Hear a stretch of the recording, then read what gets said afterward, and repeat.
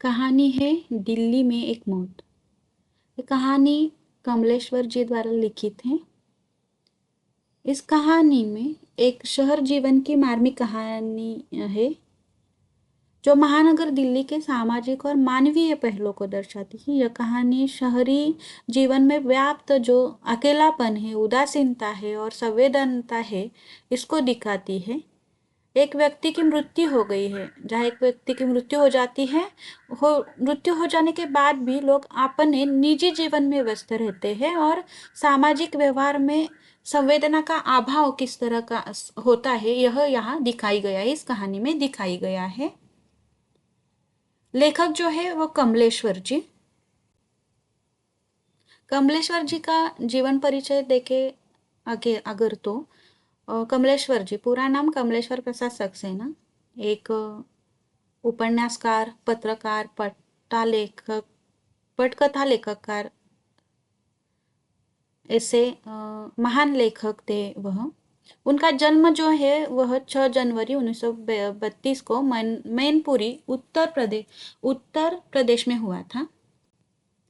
इलाहाबाद विश्वविद्यालय से हिंदी साहित्य में एमए की उपाधि इन्होंने प्राप्त की थी। उनकी पहली कहानी जो है वह कॉमरेड 1948 में प्रकाशित हुई थी और उनका पहला उपन्यास बदनाम गली उनके छात्र जीवन में ही प्रकाशित हो गया था। कमलेश्वर जी राजेंद्र यादव जी और मोहन राकेश जी के साथ नई कहानी आंदोलन के प्रमुख सदस्य थे, जिन्होंने उस युग के साहित्यिक मानदंडों को तोड़ा और स्वतंत्रता के बाद के भारत की नई संवेदनशीलता को सामने रखा था।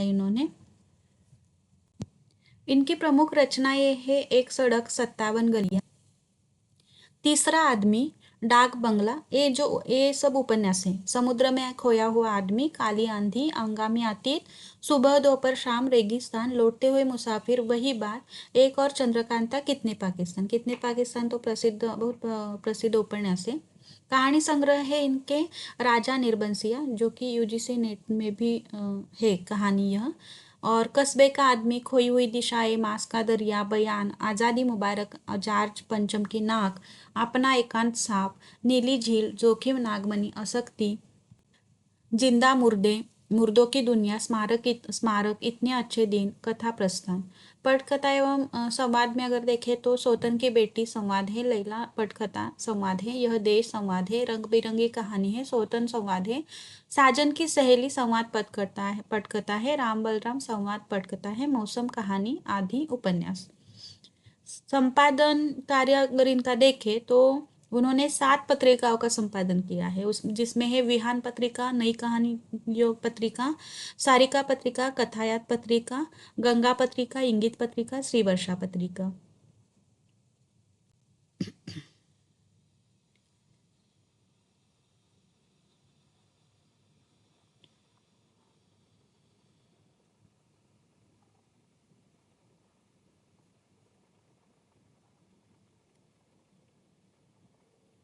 सम्मान और पुरस्कार की अगर बात करें तो साहित्य अकादमी पुरस्कार इन्हें 2003 में उपन्यास कितने पाकिस्तान के लिए मिला है। पद्म भूषण पुरस्कार इन्हें 2005 में भारत सरकार द्वारा सम्मानित किया गया है पद्म भूषण से। और अंतिम पड़ाव इनका तो कमलेश्वर जी का निधन जो है वह 27 जनवरी 2007 को दिल्ली में हुआ था। कमलेश्वर जी जो है वह एक बहुआयामी और अत्यंत प्रतिभाशाली व्यक्तित्व के हिंदी साहित्य और भारतीय मनोरंजन उद्योग जगत में इन्होंने अपना अमूल्य ऐसा योगदान दिया है। कहानी है दिल्ली में एक मौत। तो इस कहानी में शहरी जीवन का यथार्थ चित्रण दिखाई देता है। यह कहानी दिल्ली जैसे महानगर के व्यस्त, उदासीन और यंत्रवत जीवन शैली को सामने लाती है, जहाँ लोग अपने व्यक्तिगत स्वार्थों में इतने खोए हैं कि उन्हें दूसरे के प्रति भावनाओं का कोई स्थान नहीं है। मानवीय संबंधों का क्षरण यहाँ पर दिखाई देता है। कहानी में देखा जा सकता है कि कैसे शहरी जीवन में मानवीय रिश्ते, चाहे वो दोस्ती के हो या पारिवारिक हो, स्वार्थ पर आधारित हो और दिखावे के होते हैं, जहाँ नैतिकता और सद्भावना का अभाव होता है। सामाजिक संवेदनहीनता का प्रदर्शन इस कहानी में दिखाई देता है। एक व्यक्ति की मौत के बावजूद लोगों की प्रतिक्रियाओं से उनकी संवेदनहीनता और भावनाओं की कमी को उजागर करती है यह कहानी। दिखावा और पाखंड का चित्रण इस कहानी में किया गया है। कहानी में मृत्यु को भी एक प्रकार का प्रदर्शन बना दिया गया है, जहां लोग संवेदना दिखाने या दुख प्रकट करने के बजाय अपनी स्वार्थपूर्ण मनोवृत्ति को प्रदर्शित करते हैं। मानवता और धन के बीच का संघर्ष इस कहानी में दिखाई गया है। तो इस कहानी के माध्यम से यह दर्शाया गया है कि कैसे धन और भौतिकवाद ने मानवीय मूल्यों को दबा दिया है और लोग धन के पीछे भागते हुए अपनी मानवता कैसे खो बैठे हैं। इस कहानी के मुख्य पात्र है सेठ दीवान चंद, दिल्ली के एक लोकप्रिय व्यापारी जिनका देहांत हो जाता है और जिनकी अर्थी निकलती है। कथावाचक जो है खुद तो कहानी में मुख्य पात्र है जो सेठ दीवान चंद की अर्थी का अनुसरण करते हुए शहरी लोगों की संवेदनहीनता और आधुनिक जीवन शैली के प्रभाव को देखते हैं। अतुल मवानी एक व्यक्ति जो सेठ की मौत की खबर सुनकर अर्थी के पास पहुंचता है और फिर अपने काम की ओर निकल जाता है। मिसेज वासवानी अन्य महिलाओं के साथ जो सिर्फ दिखावे के लिए मातम पुरसी में शामिल होती है और बाद में शाम की पार्टियों की योजना बनाती है, जैसे कि प्रमिला ने शाम को बुलाया है। तो इस तरह ये पात्र चित्रण था। आगे हम कहानी देखेंगे। कहानी कुछ इस तरह। दिल्ली में एक मौत, कमलेश्वर। मैं चुपचाप खड़ा सब देख रहा हूँ और अब न जाने क्यों मुझे मन में लग रहा है कि दीवान चंद की शव यात्रा में कम से कम मुझे तो शामिल हो ही जाना चाहिए था। उनके लड़के से मेरी खासी जान पहचान है और ऐसे मौके पर तो दुश्मन का साथ भी दिया जाता है। सर्दी की वजह से मेरी हिम्मत छूट रही है, पर मन में कहीं शव यात्रा में शामिल होने की बात भीतर ही भीतर कोच रही है। चारों तरफ कुहारा छाया हुआ है। सुबह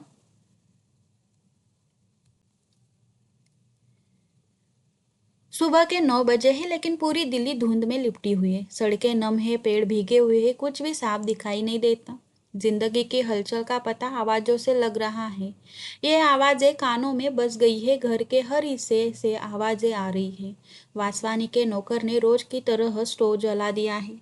उसकी सनसनाहट दीवार के पार से आ रही है। बगल वाले कमरे में अतुल मवानी जूते पर पालिश कर रहा है। ऊपर सरदार जी मूछों पर पिक्सो लगा रहे हैं। उनकी खिड़की के पर्दे के पार जलता हुआ बल्ब बड़े मोती की तरह चमक रहा है। सब दरवाजे बंद है, सब खिड़कियों पर पर्दे हैं, लेकिन हर हिस्से में जिंदगी की खनक है।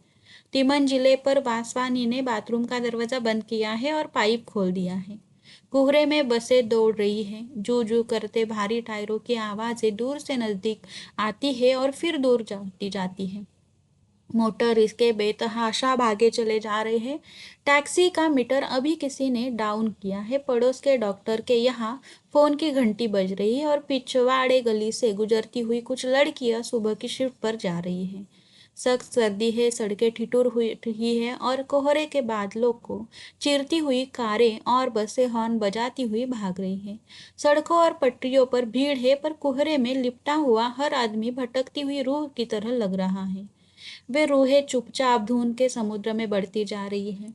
बसों में भीड़ है, लोग ठंडी सीटों पर सिकुड़े हुए बैठे हैं और कुछ लोग बीच में ही ईसा की तरह सलीब पर लटके हुए हैं, बाहें पसारे। उनकी हथेलियों में कीले नहीं, बस की बर्फीली चमकदार छड़े हैं। और ऐसे में दूर से एक अर्थी सड़क पर चली आ रही है। इसी आरती की खबर अखबार में है। मैंने अभी अभी पढ़ी है। इसी मौत की खबर होगी। अखबार में छपा है आज रात कोरल बाग के मशहूर और लोकप्रिय बिजनेसमैन मैग्नेट सेठ दीवा चंद की मौत इरविन अस्पताल में हो गई। उनका शव कोठी पर ले आया गया है। कल सुबह 9 बजे उनकी अर्थी आर्य समाज रोड से होती हुई पंचकुइया स्मशान भूमि में दाह संस्कार के लिए जाएगी। और इस वक्त सड़क पर आती हुई यह आरती उन्हीं की होगी। कुछ लोग टोपियां लगाए और मफलर बांधे हुए खामोशी से पीछे पीछे आ रहे हैं। उनकी चाल बहुत धीमी है। कुछ दिखाई पड़ रहा है, पर कुछ नहीं दिखाई पड़ रहा है, पर मुझे ऐसा लगता है आरती के पीछे कुछ आदमी है। मेरे दरवाजे पर दस्तक होती है। मैं अखबार एक तरफ रखकर दरवाजा खोलता हूँ। अतुल मवानी सामने खड़ा है। यार क्या मुसीबत है, आज कोई आयरन करने वाला भी नहीं आया, जरा अपना आयरन देना। अतुल कहता है तो मुझे तसल्ली होती है, नहीं तो उसका चेहरा देखते ही मुझे खटका हुआ था कि कहीं शव यात्रा में जाने का बवाल न खड़ा कर दे। मैं उसे फौरन आयरन दे देता हूँ और निश्चित हो जाता हूँ कि अतुल अब अपनी पैंट पर लोहा करेगा और दूतावासों के चक्कर काटने के लिए निकल जाएगा। जब से मैंने अखबार में सेठ दीवान चंद की मौत की खबर पढ़ी थी, मुझे हर क्षण यही खटका लगा था कि कहीं कोई आकर इस सर्दी में शव के साथ जाने की बात न कह दे। बिल्डिंग के सभी लोग उनसे परिचित थे और सभी शरीफ दुनियादार आदमी थे। सभी सरदार जी का नौकर तभी सरदार जी का नौकर जीने से भड़बड़ाता हुआ आया और दरवाजा खोलकर बाहर जाने लगा। अपने मन को और सहारा देने के लिए मैंने उसे पुकारा, धर्मा, कहाँ जा रहा है? सरदार जी के लिए मक्खन लेने उसने वहीं से जवाब दिया तो लगे हाथों लपक कर मैंने भी अपनी सिगरेट मंगवाने के लिए उसे पैसे थमा दिए। सरदार जी नाश्ते के लिए मक्खन मंगवा रहे हैं, इसका मतलब है वे भी शव यात्रा में शामिल नहीं हो रहे हैं। मुझे कुछ और राहत मिली। जब अतुल मानवी और सरदार जी का इरादा शव यात्रा में जाने का नहीं है तो मेरा कोई सवाल ही नहीं उठता। इन दोनों का या वासवानी परिवार का ही सेठ दीवान चंद के यहाँ ज्यादा आना जाना था। मेरी तो 4-5 बार की मुलाकात भर दी। अगर ये लोग ही शामिल नहीं हो रहे हैं तो मेरा सवाल ही नहीं उठता। सामने बारजे पर मुझे मिसेस वासवानी दिखाई पड़ती हैं। उनसे खूबसूरत चेहरे पर अजीब सी सफेदी और होठों पर पिछली शाम की लिपस्टिक की हल्की लाली अभी भी मौजूद थी। गाउन पहने हुए ही वे निकली और अपना जूड़ा बांध रही है। उनकी आवाज सुनाई पड़ी, डाशलग, जरा मुझे पेश देना प्लीज। मुझे और राहत मिलती है। इसका मतलब कि मिस्टर वासवानी भी मैयत में शामिल नहीं हो रहे हैं। दूर आर्य समाज रोड पर वह आरती बहुत आहिस्ता आहिस्ता बढ़ती आ रही है। अतुल मवानी मुझे आयरन लौटाने आता है। मैं आयरन लेकर दरवाजा बंद कर लेना चाहता हूँ पर वह भीतर आकर खड़ा हो जाता है और कहता है, तुमने सुना दीवान चंद जी की कल मौत हो गई है? मैंने अभी अखबार में पढ़ा है। मैं सीधा सा जवाब देता हूँ ताकि मौत की बात आगे न बढ़े। अतुल मवानी के चेहरे पर सफेदी झलक रही है। वह शेव शेव कर चुका है। वह आगे कहता है, बड़े भले आदमी थे दीवान चंद। यह सुनकर मुझे लगता है कि अगर बात आगे बढ़ गई तो अभी शव यात्रा में शामिल होने की नैतिक जिम्मेदारी हो जाएगी। इसीलिए मैं कहता हूँ, तुम्हारे उस काम का क्या हुआ? बस मशीन आने भर की देर है। आते ही अपना कमीशन तो खड़ा हो जाएगा। यह कमीशन का काम भी बड़ा बेहुदा है, पर किया क्या जाए। 8-10 मशीनें मेरे थ्रू निकल गई तो अपना बिजनेस शुरू कर दूंगा। अतुल मवानी कह रहा है, भाई, शुरू शुरू में जब मैं यहाँ आया था तो दीवान चंद जी ने बड़ी मदद की थी मेरी। उन्हीं की वजह से कुछ काम धाम मिल गया था। लोग बहुत मानते थे उन्हें। फिर दीवान चंद का नाम सुनते ही मेरे कान खड़े हो जाते हैं। सभी खिड़की से सरदार जी सिर निकालकर पूछने लगते, मिस्टर मवानी, कितने बजे चलना है? वक्त तो 9 बजे का था। शायद सर्दी और कोहरे की वजह से कुछ देर हो जाए। वह कह रहा है और मुझे लगता है कि यह बात शव यात्रा के बारे में ही है। सरदार जी का नौकर धर्मा मुझे सिगरेट देकर जा चुका है और ऊपर मेज पर चाय लगा रहा है। तभी मिसेस वासवानी की आवाज सुनाई पड़ती है, मेरे ख्याल से प्रमिला वहां जरूर पहुंचेगी। क्यों डार्शलक? पहुंचना तो चाहिए। तुम जरा जल्दी तैयार हो जाओ। कहते हुए मिस्टर वासवानी बारजे से गुजर गए हैं। अतुल मुझसे पूछ रहा है, शाम को कॉफी हाउस की तरफ आना होगा? शायद चला आऊं। कहते हुए मैं कंबल लपेट लेता हूँ और वह वापस अपने कमरे में चला जाता है। आधे मिनट बाद ही उसकी आवाज फिर आती है, भाई, बिजली आ रही है? मैं जवाब देता हूँ, हाँ, आ रही है। मैं जानता हूँ कि वह इलेक्ट्रिक रॉड से पानी गर्म कर रहा है, इसीलिए उसने यह पूछा है। बूट पॉलिश वाला लड़का हर रोज की तरह अदब से आवाज लगाता है और सरदार जी उसे ऊपर पुकार लेते। लड़का बाहर बैठकर पॉलिश करने लगता है और वह अपने नौकर को हिदायतें दे रहे हैं। खाना ठीक 1 बजे लेकर आना, पापड़ भून कर लाना और सलाद भी बना देना। मैं जानता हूँ सरदार जी का नौकर अभी कभी वक्त से खाना नहीं पहुंचाता और न उनके मन की चीजें ही पकाता है। बाहर सड़क पर कोहरा अभी भी घना है। सूरज की किरणों का पता नहीं है। कुचले छोले वाले वैष्णव ने अपनी रेहड़ी लाकर खड़ी कर ली है। रोज की तरह वह प्लेट सजा रहा है। उनकी खनखनाहट की ही आवाज आ रही है। 7 नंबर की बस छूट रही है। सुलियों पर लटके ईसा उसमें चलने जा रहे हैं और क्यों में खड़े और लोगों को कंडक्टर पेशगी टिकट बांट रहा है। हर बार जब भी वह पैसे वापस करता है तो रेजगारी की खनक यहाँ तक आती है। ध्यान में लिपटी रहो के बीच काली वर्दी वाला कंडक्टर शैतान की तरह लग रहा है और आरती अब कुछ और पास आ गई है। नीली साड़ी पहन लूं? मिसेज वासवानी पूछ रही है। वासवानी के जवाब देने की घुटी घुटी आवाज लग रहा है कि वह टाई की नॉट ठीक कर रहा है। सरदार जी के नौकर ने उनका सूट ब्रश से साफ करके हैंगर पर लटका दिया है और सरदार जी शीशे के सामने खड़े पगड़ी बांध रहे हैं। अतुल मवानी फिर से मेरे सामने से निकला है। पोर्टफोलियो उसके हाथ में है। पिछले महीने बनवाया हुआ सूट उसने पहन रखा है। उसके चेहरे पर ताजगी है और जूतों पर चमक। आते ही वह मुझे पूछता है, तुम नहीं चल रहे हो? और मैं जब तक पूछूं कि कहाँ चलना को वह पूछ रहा है, वह सरदार जी को आवाज लगाता है, आइए सरदार जी, अब देर हो रही है, 10 बज चुका है। 2 मिनट बाद ही सरदार जी तैयार होकर नीचे आते हैं कि वासवानी ऊपर से ही मवानी का सूट देखकर पूछता है, ये सूट किधर सिलवाया? उधर खान मार्केट में, बहुत अच्छा सिला है। टेलर का पता हमें भी देना। फिर वह अपनी मिसेज को पुकारते हैं, अब आ जाओ डियर। अच्छा, मैं नीचे खड़ा हूँ, तुम आओ। कहता हुआ वह भी मवानी और सरदार जी के पास आ जाता है और सूट के हाथ लगाते हुए पूछता है, लाइनिंग इंडियन है? इंग्लिश। बहुत अच्छा फिटिंग है, कहते हुए वह टेलर का पता डायरी में नोट करता है। मिसेस वासवानी बारजे पर दिखाई पड़ती है। अर्थी अब सड़क पर ठीक मेरे कमरे के नीचे है। उसके साथ कुछ एक आदमी है, एक दो कारें भी हैं जो धीरे धीरे रेंग रही है। लोग बातों में मशगूल हैं। मिसेस वासवानी जूड़े में फूल लगाते हुए नीचे उतरती है तो सरदार जी अपनी जेब का रुमाल ठीक करने लगते हैं। और इससे पहले कि वे लोग बाहर जाए, वासवानी मुझे पूछता है, आप नहीं चल रहे? आप चलिए, मैं आ रहा, मैं कहता।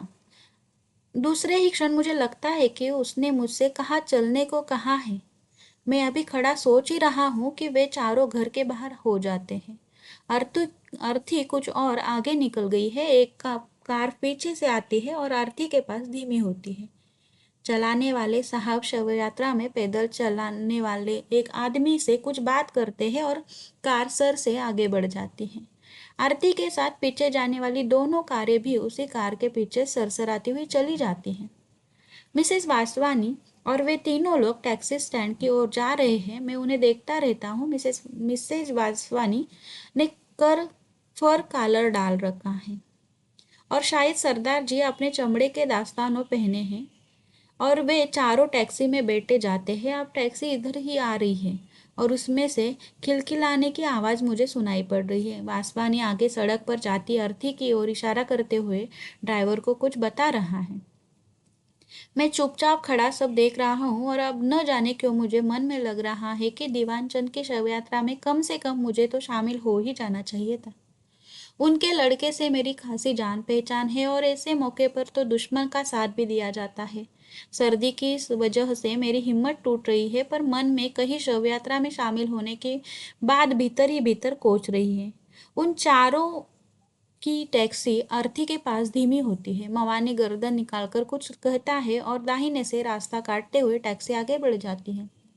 मुझे धक्का सा लगता है और मैं ओवरकोट पहनकर चप्पलें डालकर नीचे उतर आता हूँ। मुझे मेरे कदम अपने आप आरती के पास पहुंचा देते हैं और मैं चुपचाप उसके पीछे पीछे चलने लगता हूँ। 4 आदमी कंधा दिए हुए हैं और 7 आदमी साथ चल रहे हैं। 7वां मैं ही हूँ और मैं सोच रहा हूँ कि आदमी के मरते ही कितना फर्क पड़ जाता है। पिछले साल ही दीवान चंद ने अपनी लड़की की शादी की थी तो हजारों की भीड़ थी। कोठी के बाहर कारों की लाइन लगी हुई थी।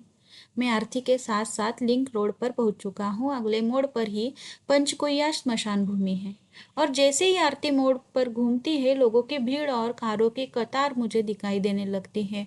कुछ स्कूटर भी खड़े हैं। औरतों की भीड़ एक तरफ खड़ी है। उनकी बातों की ऊंची ध्वनियां सुनाई पड़ रही हैं। उनके खड़े होने में वही लचक है जो कैनॉट प्लेस में दिखाई पड़ती है। सभी के जूड़ों के स्टाइल अलग अलग है। मर्दों की भीड़ से सिगरेट का धुआं उठ उठ कर कोहरे में घुला जा रहा है और बात करती हुई औरतों के लाल लाल होठ और सफेद दांत चमक रहे हैं और उनकी आंखों में गरूर है। अर्थी को बाहर बने चबूतरे पर रख दिया गया। अब खामोशी छा गई है। इधर उधर बिखरी हुई भीड़ शव के इर्द गिर्द जमा हो गई है और कारों के शोपर हाथों में फूलों के गुलदस्ते और मलाई लिए अपनी मालकिनों की नजरों का इंतजार कर रहे हैं। मालाएं लिए अपनी मालकिनियों की नजरों का इंतजार कर रहे हैं। मेरी नज़र वासवानी पर पड़ती है। वह अपनी मिसेज को आंख के इशारे से शव के पास जाने को कह रहा है और वह है कि एक औरत के साथ खड़ी बात कर रही है। सरदार जी और अतुल मवानी भी वही खड़े हुए हैं। शव का मुंह खोल दिया गया और अब औरतें फूल और मालाएं उसके इर्द गिर्द रखती जा रही है। शोफर खाली होकर अब कारों के पास खड़े सिगारेट पी रहे हैं। एक महिला माला रखकर कोट की जेब से रुमाल निकालती है और आंखों पर रखकर नाक सुरसुराने लगती है और पीछे हट जाती है। और अब सभी औरतें ने रुमाल निकाल लिए हैं और उनकी नाकों से आवाजें आ रही हैं। कुछ आदमियों ने अगरबत्तियां जलाकर शव के सिरहाने रख दी है। वे निश्चल खड़े हैं। आवाजों से लग रहा है औरतों के दिल को ज्यादा सदमा पहुंचा है। अतुल मवानी अपने पोर्टफोलियो से कोई कागज निकालकर वासवानी को दिखा रहा है। मेरे ख्याल से वह पासपोर्ट का फॉर्म है। अब शव को भीतर स्मशान भूमि में ले जा रहा है। भीड़ फाटक के बाहर खड़ी देख रही है। शेफरों ने सिगरेट या तो पी ली है या बुझा दी है और वे अपनी अपनी कारों के पास तैनात हैं। शव अब भीतर पहुंच चुका है। मातम पुरसी के लिए आता हुए आदमी और औरतें अब बाहर की तरफ लौट रहे हैं। कारों के दरवाजे खुलने और बंद होने की आवाजें आ रही है। स्कूटर स्टार्ट हो रही है और कुछ लोग रीडिंग रोड बस स्टॉप की ओर बढ़ रहे हैं। कोहरा अभी भी घना है। सड़क से बसें गुजर रही है और मिसेस वासवानी कह रही है, प्रमीला ने शाम को बुलाया है, चलोगे न डियर? कार आ जाएगी, ठीक है ना? वासवानी स्वीकृति में सिर हिला रहा है। कारों में जाती हुई औरतें मुस्कुराते हुए एक दूसरे से विदा ले रही है और बाय की कुछ एक आवाजें आ रही है। कारें स्टार्ट होकर जा रही है। अतुल मवानी और सरदार जी भी रीडिंग रोड बस स्टॉप की ओर बढ़ गए हैं और मैं खड़ा सोच रहा हूँ कि अगर मैं भी तैयार होकर आया होता तो यहीं से सीधा काम पर निकल जाता। लेकिन अब तो 11:30 बज चुके हैं। चिता में आग लगा दी गई है और 4-5 आदमी पेड़ के नीचे पड़ी बेंच पर बैठे हुए हैं। मेरी तरह वे भी यूं ही चले आए हैं। उन्होंने जरूर छुट्टी ले रखी होंगी, नहीं तो वे भी तैयार होकर आते।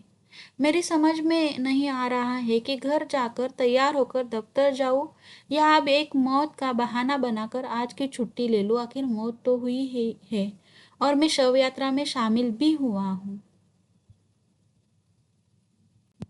तो ये थी कहानी दिल्ली में एक मौत। हम देख सकते हैं कि कहानी में किस तरह शहरी जीवन की भीड़, अकेलापन और संवेदनाओं के अभाव को बहुत ही मार्मिक रूप से यहाँ इस कहानी में प्रस्तुत किया हुआ है। कहानी का केंद्रीय भाव यह है कि एक बड़े शहर में रहते हुए भी इंसान अकेला ही हो जाता है या अकेला हो सकता है, हो रहा है। इस तरह यह कहानी यहाँ पर समाप्त होती है। धन्यवाद।